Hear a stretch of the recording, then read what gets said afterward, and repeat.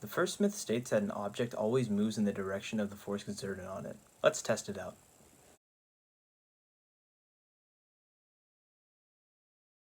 If I exert an applied force on the wall, we can clearly see that the wall is not moving in the direction of the force I exerted upon it. We can use principles of physics to understand why this occurs and how this myth is false.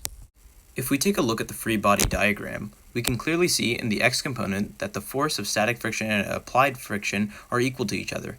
This means my applied force was not able to overcome the static friction of the object.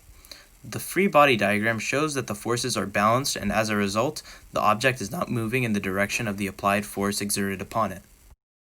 The second myth states that an object pushed by a person continues to move with constant speed.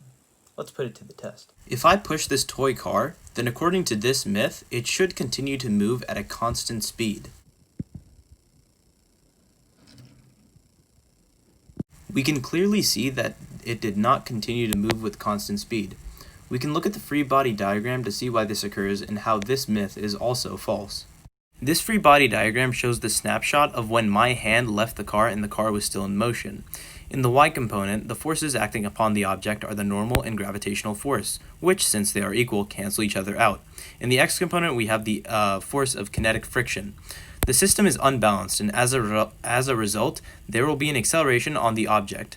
We also see that the force of kinetic friction opposes the direction of motion, so we know the object will be decelerating, so there will be a decrease in velocity over time.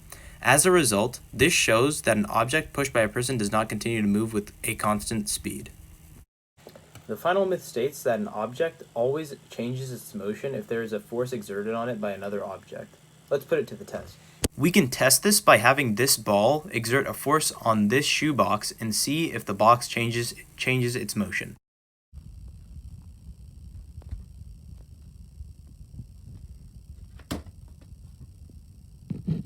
From this, we can see after throwing the ball at the box that the box does not change its motion. We can use a free body diagram to see why this statement is false.